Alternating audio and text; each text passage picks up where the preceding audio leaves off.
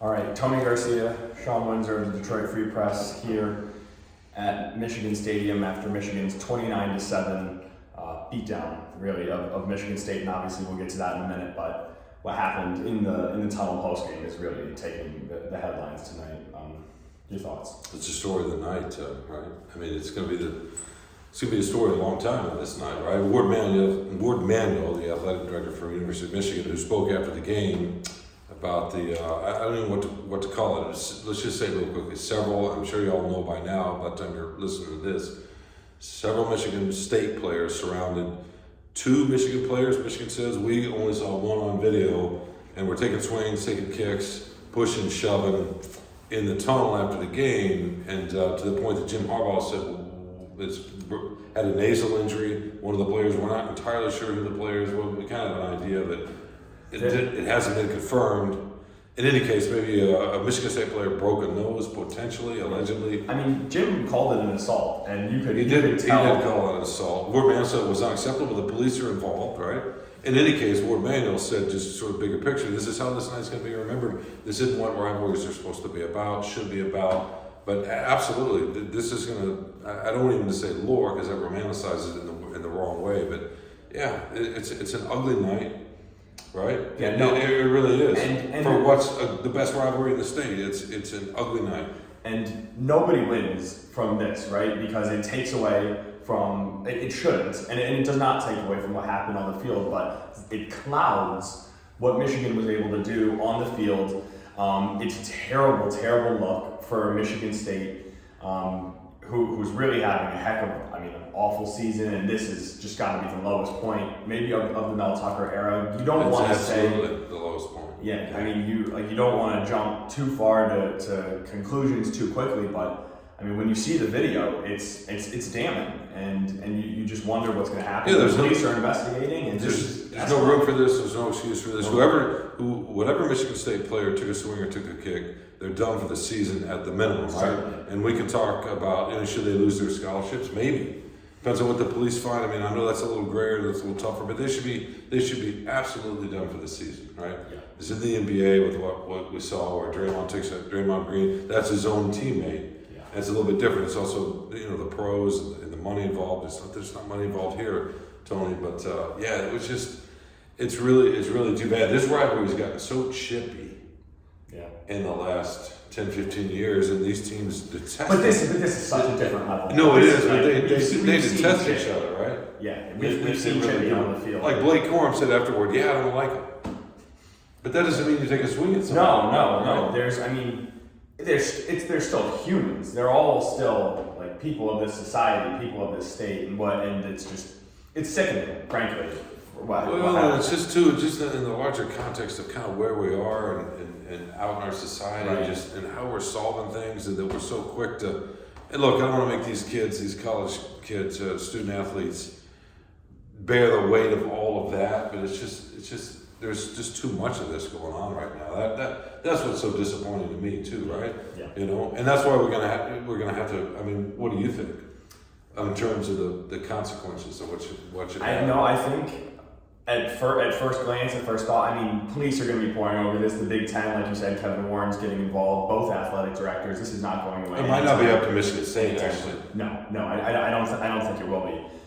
The Big Ten is going to step in, and I think, and I would like to think, even if it were happening in reverse, either way, that the coach handles this appropriately. That Mel Tucker takes this with the seriousness that it deserves, because it does. I think you're dead on. That nobody who was swinging should be suiting up. No, this is an important time for Mel Tucker because how he handles these things. The next, they had 3-4 games left or 4 games left. I can't remember off the top of my head, but it's critical to how this program is going to be perceived, how he's going to be perceived, what it's going to mean for him going forward.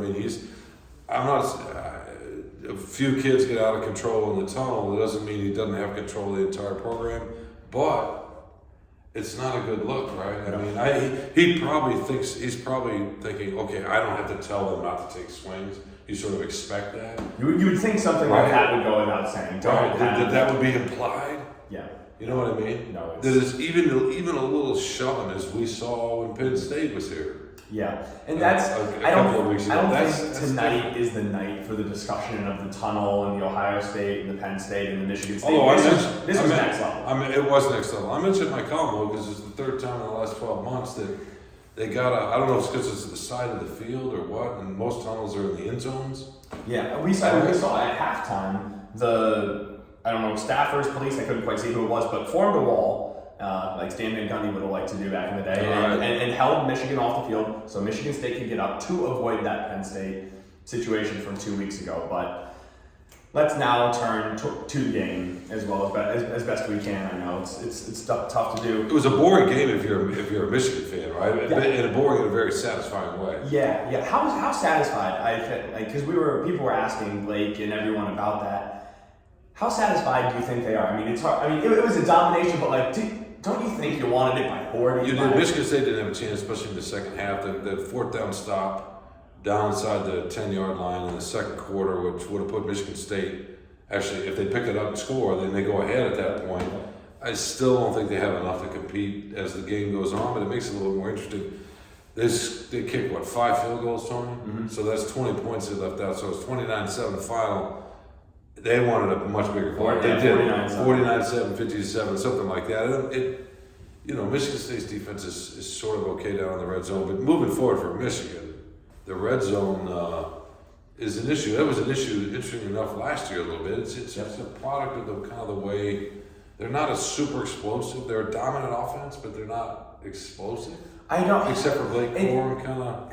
I don't know if funny is the right word, but you'll see. I mean, you see the Twitter is a finicky place, and that's not really where you want to get your takes from. But it's funny when they're trying end arounds or jet sweeps or read options with Cade or JJ, excuse me, not Cade. They're too cute, and then when they're handing it off to Corum up the middle, they're too predictable, right? Like that's what people are saying in both sides. Of the jet sweep got Corum a touchdown. It did. But the read option, I'm saying with JJ, when it was first and goal on the 6, he loses 3, then they go backwards. I mean, it happened both ways. But whatever it is, whatever the problem is, that is it for me the remaining final hurdle that is standing between Michigan and anything they want to be this year. I agree. That and a little bit more consistency in the downfield plays, right? Ohio State's defense is probably better than it was a year ago. I think McCarthy, if we get to Columbus and they're both undefeated, I think he's going to have to make a few more throws. They should be able to run the ball against the Buckeyes, but you get past Ohio State. I can't believe we're even talking about this, but against the best defenses in the country, yeah. But for now, don't worry about it too much. Just let the progression happen. I wonder. If it's Cade McNamara out there and not J.J. McCarthy who plays this game, what's being said? Because he's 15 of 25 for 160 yards and a touchdown, which was just a little flip to Corum. I want to start seeing more from J.J. Well, they don't ask him to do a ton either, right? He's only 25 throws because their running game is so dominant they don't have to. But we were talking during the game. He seemed off. He missed on a few rollouts. He made a couple of nice plays on the run. He does every game, really. Yeah. His best throws are off and on the run. They are. And how he was using his legs today, extremely effective. That 16-yard run on 4th and 3. He was more decisive, for sure. Yep. And learning to slide. He's not taking those hits. He's doing a ton of things you want to see. For sure. Quickly on the defense, just what you want to see. I mean, their halftime adjustments, I'm going to be writing about it next. Michigan, it might be second to none in halftime adjustments. I think they've outscored Big Ten opponents 61-3 in the last 6 quarters of second half play. They just shut it. They brought out safety over to the side of Coleman, right? And when he got out, because he's the only one that can make a play and beat no matter who it is, because he's just physically, he's such an athletic guy with great hands and go and get the ball. But that was it. He was the guy that took away in the second half, and the game plan was clearly around Jaden Reed. He touched the ball 5 times, 30 yards, 17 of them on the second play of the game. 13 yards in 59 minutes for Jaden Reed. And Michigan State can't run the ball against anybody really, so it's hard to say. But you're right. No, they're very impressive defensively. I still want to see Illinois runs the ball better, probably than anybody else they've seen this so far in the Big Ten. That feels fair. So we'll see there. Ohio State obviously throws the ball better than anybody else, so that's a different level of testing. But that's still a few weeks away. Next week it's Bye week? Rutgers. Bye week. Yeah.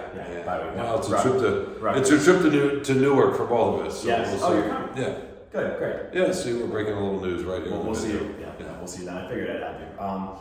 All right, there's going to be a ton more coverage coming on the game, on the unfortunate aftermath. Until then, Shawn Windsor, Tony Garcia. We'll have it all on freak.com. Thanks for watching.